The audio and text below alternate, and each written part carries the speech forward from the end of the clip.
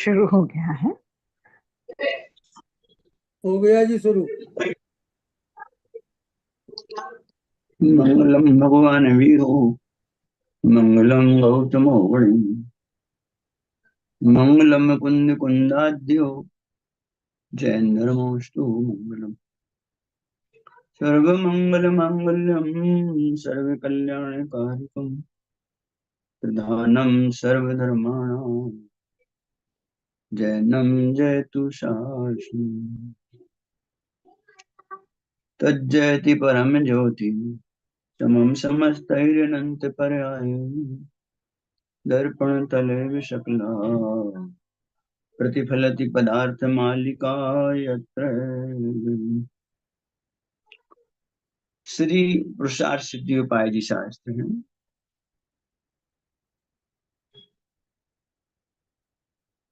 आचार्य भगवान श्री अमृत चंद्र स्वामी द्वारा विरचित।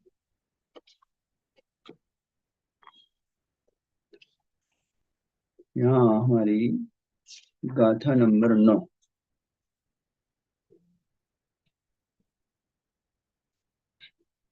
कुछ विषय हो गया था इसका और कुछ रह गया था। पहले गाथा को पढ़ते हैं। गाथा में आचार्य भगवान कहते हैं, अस्ति पुरुषचिदात्मा विवर्जिता स्पर्श गंध रस वर्ण गुण परे संवेतः समाहितः समुदय द्रव्य। इसका अर्थ है, पुरुष अर्थात आत्मा कैसा है? चेतना स्वरूप, स्पर्श रस गंध और वर्ण से रहित है और गुण पर्याय से सहित है, उत्पाद व्यय और द्रव्य से युक्त है। ये 4 विशेषण इस गाथा में हम दर्शाए। 3 विशेषण अस्ति से हैं, एक नास्ति से।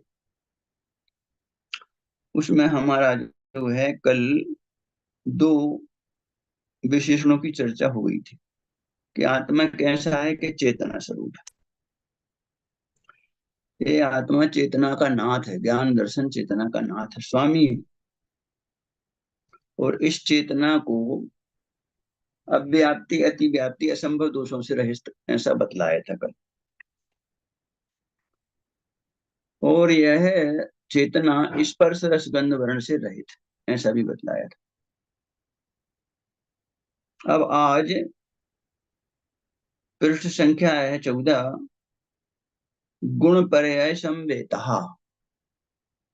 ये तीसरा विशेषण है, गुण पर्यायवत द्रव्यम।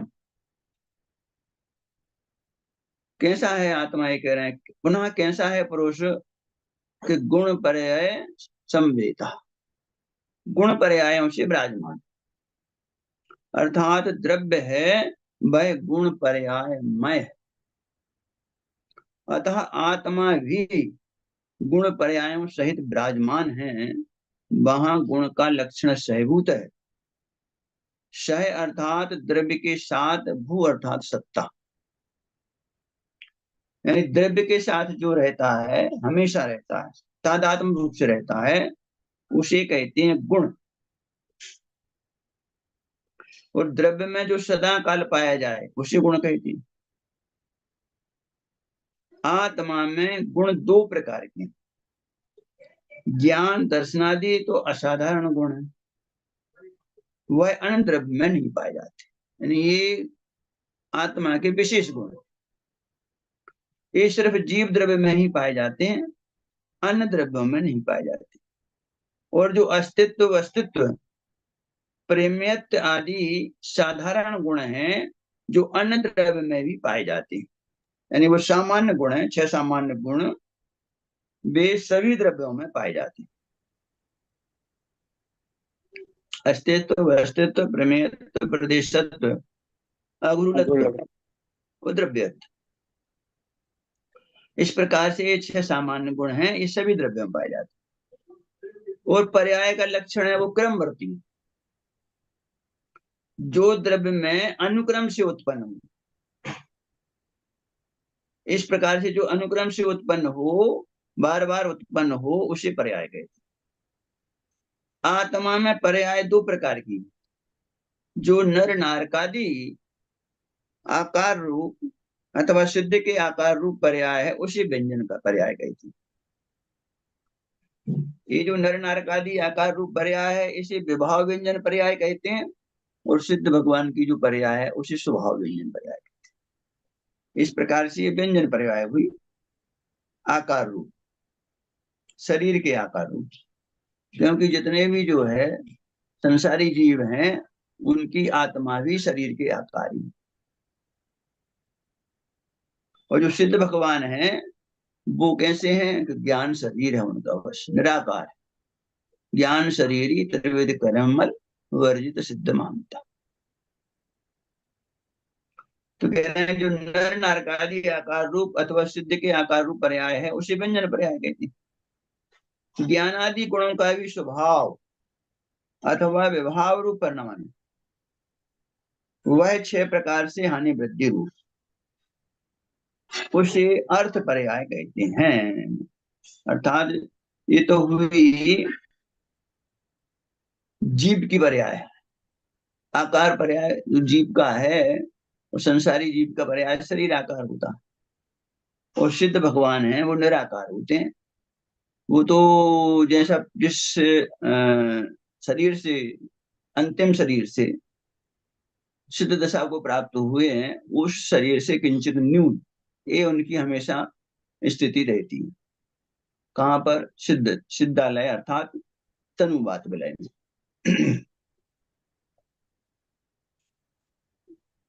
तो कह रहे हैं अब यहाँ अर्थ पर्याय किसे कहते हैं? ज्ञान आदि गुणों का भी स्वभाव अथवा व्यवहार रूप परिणमन है। वो विभाव और स्वभाव रूप परिणमन कैसा है कि 6 प्रकार से हानि वृद्धि रूप, उसे अर्थ पर्याय है। 6 गुणी हानि वृद्धि कैसी है? असंख्यात भाग हानि, संख्यात भाग हानि और अनंत भाग हानि।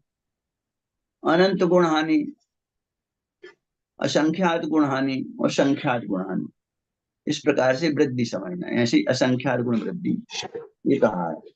हानि वृद्धि 6 प्रकार से।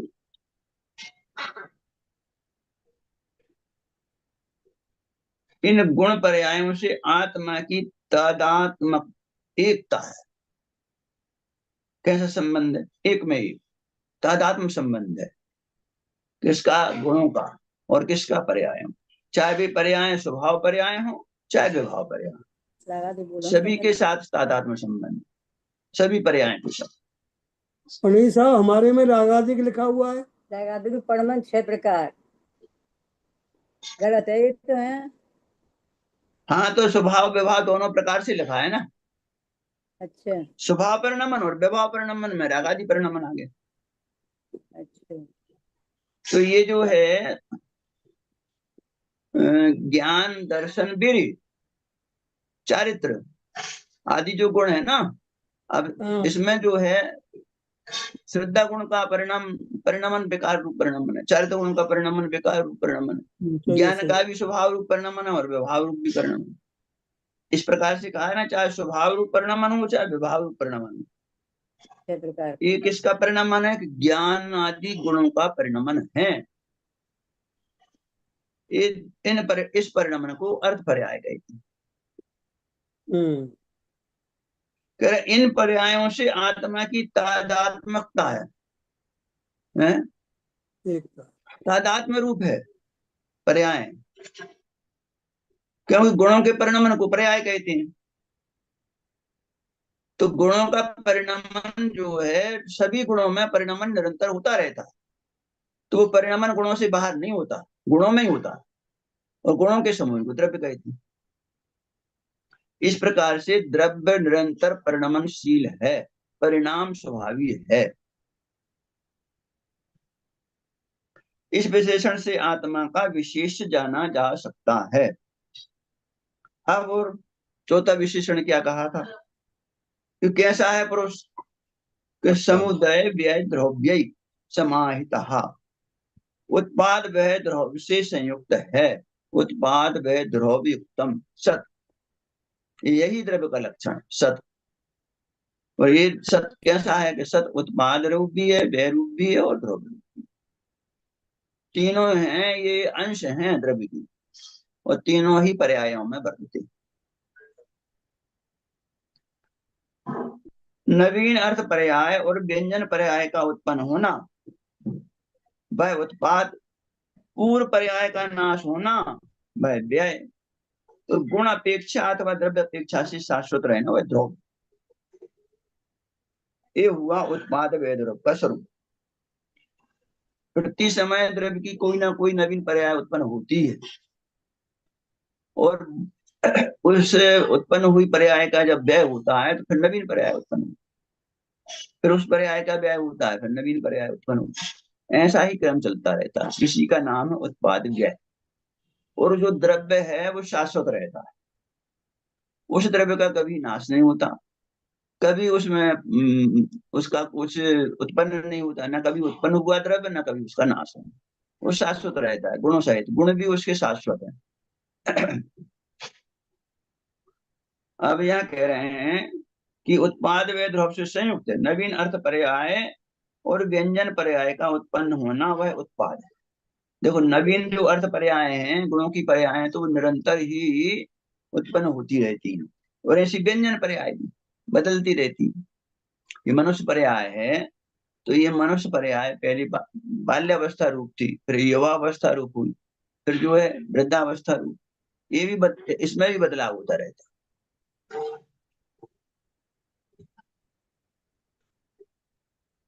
तो इस प्रकार यहाँ व्यंजन पर्याय का उत्पन्न होना, वह उत्पाद है, और पूर्व पर्याय का नाश होना, वह व्यय है।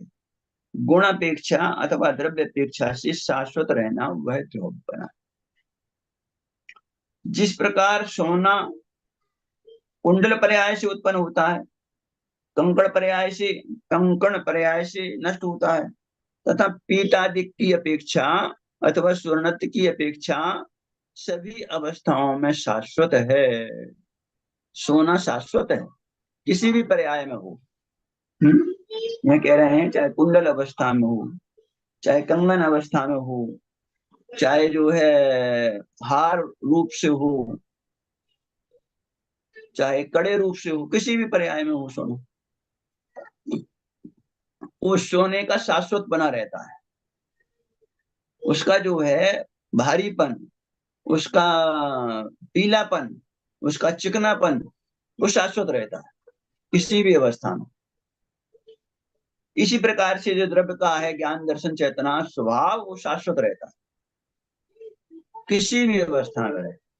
चैतन्य को तो यहाँ इसी गाथा में कैसा बताया था, चैतन्य का जो है आत्मा का पुरुष का जो चैतन्य कैसा गुण है कि वो शाश्वत गुण है, और वो अव्याप्ति अतिव्याप्ति असंभव से रहे। ऐसा निर्दोष लक्षण है वो चेतना किसकी, आत्मा की। इस विशेषण से आत्मा का अस्तित्व प्रकट किया। ये हुई अपनी 9वीं गाथा पूरी। श्लोक 9वां श्लोक पूरा हुआ। अब 10वां श्लोक कहते हैं। उसके पहले प्रश्न है कि ऐसे चैतन्य पुरुष के अशुद्धता किस प्रकार से हुई जिसके कारण इसे अपने अर्थ की सिद्धि करनी पड़े। पुरुषार्थ, इस पुरुष को, इस आत्मा को अपने अर्थ अर्थात प्रयोजन की सिद्धि करनी पड़े। पुरुषार्थ सिद्धि, उसका क्या उपाय है इसमें बता रहे हैं। पहले तो ये बता रहे हैं कि ये इसे कैसे हुई है अशुद्धता, इस जीव को। चैतन्य पुरुष आत्मा में अशुद्धता किस प्रकार से हुई जिसके कारण इसे इस जो है अशुद्धता को दूर करके उस शुद्धता को प्रकट करना पड़े। यही इसका प्रयोजन है, यही प्रयोजन की सिद्धि। इसके उत्तर में 10 नंबर की गाथा है। परिणम मानो नित्यम ज्ञान विवर्तैर रनादि संतत्या परिणामानां स्वेषां सा भवति कर्ता च भोक्ता च। इसका अर्थ है कि वह चैतन्य आत्मा अनादि की परिपाटी से निरंतर ज्ञानादि गुणों के विकार रूप रागादि परिणामों से परिणमन करता हुआ अपने रागादि परिणामों का करता भी है और भोगता भी। क्या कह रहे हैं? उन रागादि परिणामों का ये जीव करता है और रागादि परिणामों का ही भोगता है। समय सार में भी 102 नंबर की गाथा में कहा है, जो भाव जीव करे शुभाशुभ उसी का कर्ता बने, उसका बने वह कर्म आत्मा, उसी का भोक्ता बने। उसी को यहाँ कह रहे हैं कि चैतन्य स्वरूप आत्मा अनादि से कर्म के साथ है ना, है मोह युत उपयोग का परिणाम 3 अनादि से है, मिथ्यात और ज्ञान अविरति भाव तो त्रे जानना, ये तीनों ज्ञान दर्शन और चरित्र का परिणाम अनादि से कैसा है? मोह के उदय से, अज्ञान रूप, मिथ्या दर्शन रूप और मिथ्याचारित रूप परिणाम। अनादि की अनादि की परंपरा से। क्या है परंपरा? द्रव्य कर्म के उदय से भाव कर्म, और भाव कर्म के उदय से फिर द्रव्य कर्म है। द्रव्य कर्म का उदय हुआ, ये जीव जो है रागादि भाव रूप रमता, दर्शन मोहिनी का उदय आता, आचार्य मोहिनी का उदय आता। इस प्रकार से ये उन कर्म के उदय में मोह राग देश रूप परिणमन करता है, मिथ्यात रूप परिणमन करता है, और फिर उस परिणमन से फिर बंद हो जाता है, कर्मों का बंद हो जाता है। ऐसी ये संतति चल रही है। फिर ये अनादि की परिपाटी से निरंतर प्रति समय एक समय को भी ये परिपाटी रुक जाए ना तो बहुत बड़ा पुरुषार्थ है इस जीव का। लेकिन ये ऐसी चल रही जिसमें कोई गैप पड़ता ही नहीं है। देखो सुख अशुभ भाव में तो परिवर्तन हो जाता है, पर मिथ्यात्व में जो है परिणमन नहीं होता। मिथ्यात्व तो एक धारावाही से चलता रहे, कोई लेस्या हो, कैसे ही शुभ परिणाम हो कैसे ही अशुभ परिणाम हो, मिथ्यात्व की धारा नहीं टूटती, अनादि से आज तक नहीं टूटी। ऐसा बलवान है वो कर्म, मिथ्यात्व कर्म। चाहे शुक्ल लेस्या के परिणाम भी हो जाए तो कह रहे वो शुक्ल लेस्या के परिणामों में ताकत नहीं है मिथ्यात्व को ढीला करने की है। मिथ्यात्व को ढीला करने के लिए एक ही उपाय है, भेद विज्ञान। जिसको अपनी आत्मा की महिमा आती है ना, वो जो है कर्म फिर जिस समय हो आत्मदृष्टि, कर्म थर थर कांपते हैं और भाव की एकाग्रता अलग छोड़ खुद ही भागते। ये है उस मिथ्यात्व को ढीला करने का उपाय। तो कह रहे हैं ना, अनादि से परिपाटी से निरंतर ज्ञानादि गुणों के विकार रूप रागादि परिणामों से परिणमन करता हुआ कौन? आत्मा, हम आप सब अपने रागादि परिणामों के करता हैं, अपने रागादि परिणामों के भोक्ता हैं। ऐसा यहाँ स्पष्ट समझना। कौन? आत्मा, पर्याय नहीं। रागादि परिणामों का करता पर्याय है, रागादि परिणाम पर्याय में होते हैं, ऐसा नहीं कह रहे यहाँ प्रताप जी। बराबर क्या कह रहे हैं? आत्मा आत्मा करता है। और देखो, और जो है भावार्थ में टीका में विशेष खोलेंगे इस बात को। टीका में क्या कह रहे हैं? वह चैतन्य पुरुष अनादि की परिपाटी से सदा ज्ञान चारित्र रहित, यानी सम्य दर्शन सम्य ज्ञान चारित्र रहित, जो रागादिक परिणाम उनसे परिणमन करता हुआ उन स्वयं के रागादि परिणामों का कर्ता तथा भोक्ता भी है। कौन? वह चैतन्य पुरुष आत्मा रागादि परिणामों का कर्ता भी है, रागादि परिणामों का भोक्ता भी है। अब इसी को भावार्थ में कहते हैं, इस आत्मा के अशुद्धता नई उत्पन्न नहीं हुई है। अनादि की अशुद्धता है। अनादिकाल से संतान रूप से द्रव्य कर्म से रागादिक होते हैं और फिर उन्हीं रागादिक से द्रव्य कर्म बंद होता है। ये है परंपरा चली आ रही है परिपाटी।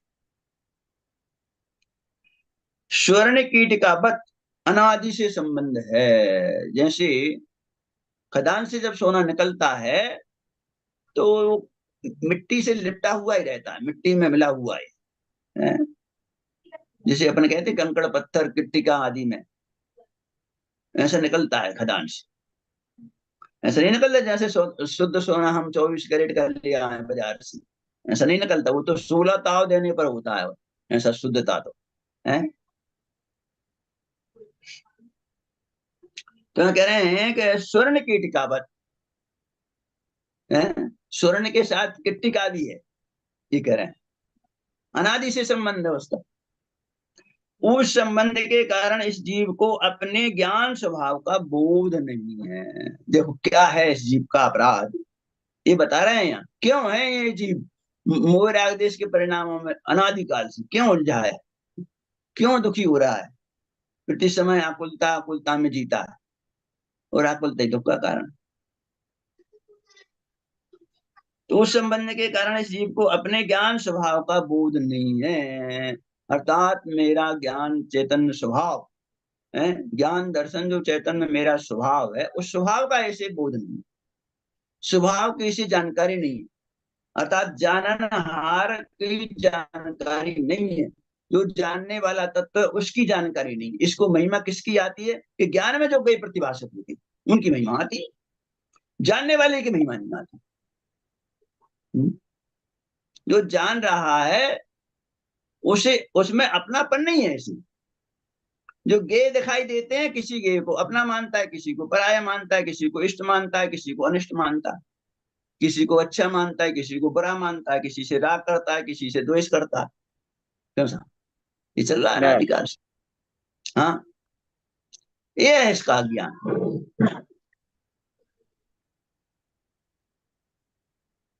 उस संबंध के कारण इस जीव को अपने ज्ञान स्वभाव का बोध नहीं है, सम्यक ज्ञान नहीं। इसलिए उदयागत कर्म पर्याय में इष्ट अनिष्ट भाव से राग देश मोह रूप परिणमन कर रहा है। देखो आ गई वही बात। उदयागत कर्म पर्याय में कर्म के निमित्त से जो भी पर्याय प्राप्त हुई इसे, जो भी संयोग प्राप्त हुए इसे, उसी में अब एकत्व हो जाता है, ममत्व हो जाता है उसी में। अरे एक विष्टा का कीड़ा है ना, वो भी नहीं मरना चाहेगा, उसी में आनंदित है वो। वर्तमान युग में ये कहानी है। तो राजा को किसी ने कहा कि देख तुम अब 7 दिन बाद मरेगा, तेरे ऊपर जो वज्रपात होगा वो तू विष्टा का कीड़ा हो जाएगा। ये कहा राजा से। किसने कहा? किसी ज्ञानी अवधि ज्ञानी मुनिराज ने कहा ऐसा। उसने कहा अरे ये तो बड़ा संकट हो गया, और मुनिराज कह रहे हैं तो ये कोई बात असत्य होती नहीं है। तो उसने कहा बेटे से, देख मैं तुझे दिखू ना विष्टा में कीड़ा तो होऊंगा, तो तू मुझे मार देना है, मार देना। ठीक है, उसने बेटे ने कहा ठीक है पिताजी मार दूंगा। अब वो 8 दिन बाद उसकी मृत्यु हुई, सो विष्टा में जाके कीड़ा हो गया। अब उसने देखा कुछ दिनों बाद कि हाँ भाई कीड़ा तो दिख रहा है, तो उस कीड़े को मारने की प्रयत्न करता और छिप जाता है। बार बार वो उस विष्टा में छुप जाता है, उसी में आनंद आने लगा। तो फिर वो उसने कहा कि चलो मैं महाराज जी से पूछ के आता हूँ क्या बात है, इन्होंने तो कहा था कि मुझे मार देना। अब जी फिर छिप जाते हैं उसी में विष्टा में। तो महाराज जी ने कहा भाई जिस पर्याय में जाता है उस पर्याय में तन्मय हो जाता है ये। इसलिए आयु कर्म तो जो है ये जो है 4 आयु कर्म है ना, वो 4 गति कर्म है। इनमें जो 3 गति है ना, गतियां हैं में शुभ रूप है, और जो आयु है वो दो शुभ रूप है, 2 अशुभ रूप। कभी आपने ध्यान दिया हो इस बात को, क्योंकि त्रियंच आयु कोई पाना नहीं चाहता, त्रियंच में कोई जाना नहीं चाहता, इसलिए आयु अशुभ है। और उस गति में पहुंच जाए तो मरना नहीं चाहता, इसलिए गति शुभ है। इस प्रकार यहाँ कह रहे हैं कि ये उदयागत कर्म पर्याय में इष्ट अनिष्ट भाव से राग देश मोह भ्रमण कर रहा है अनादिकाल से। किसी को इष्ट मानता है, किसी को अनिष्ट मानता है, किसी को अच्छा मानता है, किसी को अरे जिससे प्रयोजन नहीं है उसको भी। आप किसी भी पदार्थ को देखेंगे हैं, वैसे तो ये अपनी जो है जानने की जो है बुद्धि है ना, वही अज्ञान है। इसको जानना, इसको जानना, इसको जानना। अरे भाई जानने वाले को तो जान, उसे तो जानता नहीं है। और ज्ञेय शक्ति बनी ज्ञेयों को जानने की, ज्ञेय शक्ति। ऐसा कोई पदार्थ नहीं इस विश्व में जिसे तूने जाना ना, जहां तेरा जन्म मरण नहीं हुआ हो, जिसे तूने अंगीकार नहीं किया हो शरीर रूप है। कोई पदार्थ नहीं, कोई परमाणु ऐसी नहीं बची। इतने जन्म मरण इस जीव ने किए, लेकिन फिर भी जानने की है। अब जो है कहाँ गया, झरना देखने गया। अब झरने से इसका कौन सी सिद्धि होती है, वो उसी में आनंदित हो गया। अरे बहुत अच्छा झरना है, ऐसा है। 2-4 दिन तक उसकी महिमा गाएगा, अपने मित्रों से कहेगा। ये है जिससे कोई प्रयोजन नहीं है, उसमें भी अच्छे बुरे की कल्पना करता है। इस प्रकार से ये कह रहे हैं कि यह जीव उदयागत कर्म पर्याय में इष्ट नष्ट भाव से राग देश मोह रूप परिणमन कर रहा है। यद्यपि इन परिणामों के होने में द्रव्य कर्म कारण है, तथापि वह परिणाम चेतनामय है। द्रव्य कर्म उस परिणाम का कर्ता नहीं है, निमित्त कारण है बस। तो कर्ता कौन है? चेतना, आत्मा। आत्मा ही उस परिणाम का परिणाम रूप परिणमन करता है। इसलिए इन परिणामों का व्याप्य व्यापक भाव से आत्मा ही करता है। देखो साहब क्या कह रहे हैं, व्याप्य व्यापक भाव से है। जब व्याप्य व्यापक भाव से आत्मा करता है तो आत्मा ही उनका भाव से भोगता है। जहां व्याप्य व्यापक भाव होता है वहां कैसा संबंध होता है? एक क्षेत्र हुआ संबंध होता है नहीं, वहां होता है तादात्म्य संबंध होता है, क्योंकि प्रदेश भिन्नता नहीं होती। हाँ, तादात्म्य संबंध होता है, प्रदेश भिन्नता नहीं होती। इसलिए जो व्याप्य व्यापक भाव है वहीं कर्ता कर्म संबंध होता है। व्याप्य व्यापक के अभाव में कर्ता कर्म संबंध नहीं होता। तो कह रहे हैं अब इसलिए इन परिणामों का व्याप्य व्यापक भाव से आत्मा ही करता है। भाव व्यापक भाव से आत्मा ही भोगता है। अब व्याप्य व्यापक भाव का स्वरूप कहते हैं जो नियम से सहचारी हो उसे व्याप्ति कहती है। जिस प्रकार धुआं और अग्नि में साहचर्य है, अर्थात जहां धुआं होता है वहां अग्नि होती ही है, अग्नि के बिना धुआं नहीं होता। उसी प्रकार राग आदि भाव और आत्मा में सहचारी पना है। अब यहाँ क्या सिद्ध हुआ कि राग आदि भाव आत्मा में होते हैं, वे आत्मा के हैं, अपना ही अपराध है, पर्याय में नहीं होते हैं, आत्मा से भिन्न। राग आदि भावों करता कौन है? पर्याय। क्यों? कहाँ लिखा है?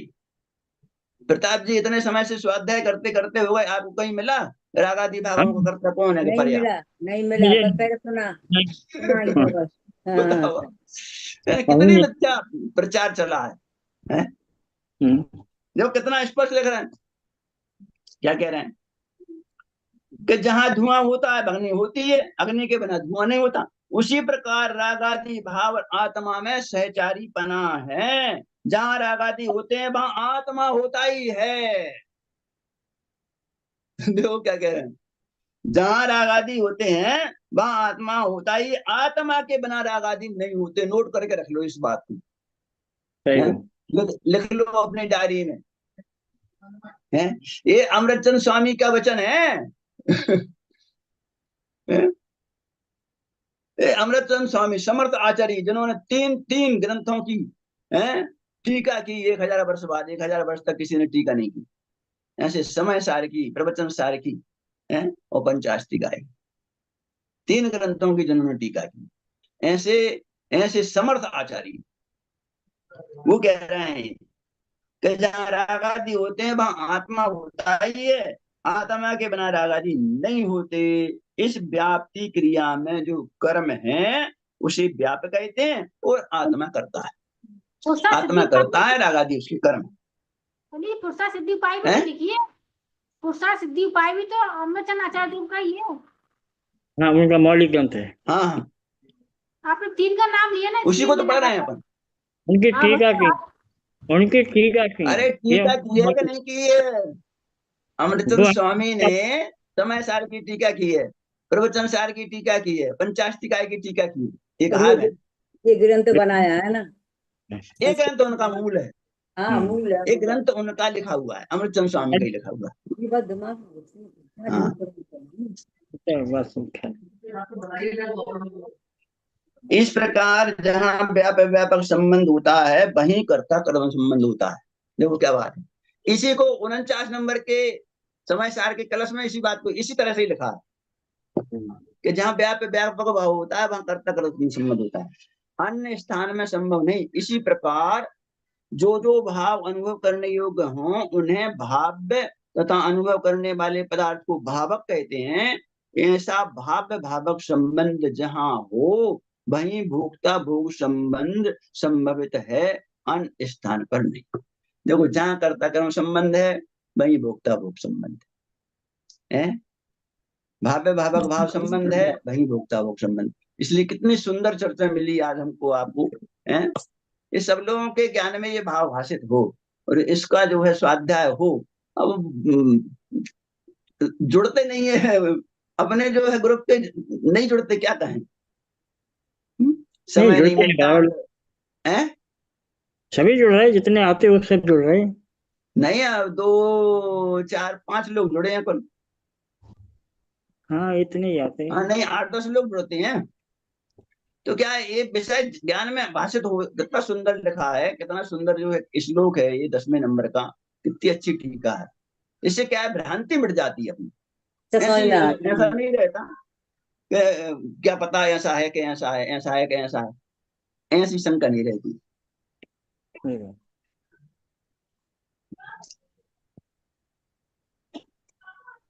गाथा समाप्त हुई, दिनवाणी स्तुति करते हैं। निज निधि निज में बताई यह अनंत उपकार है उसकी वाणी माँ को वंदना सत वंदना सत।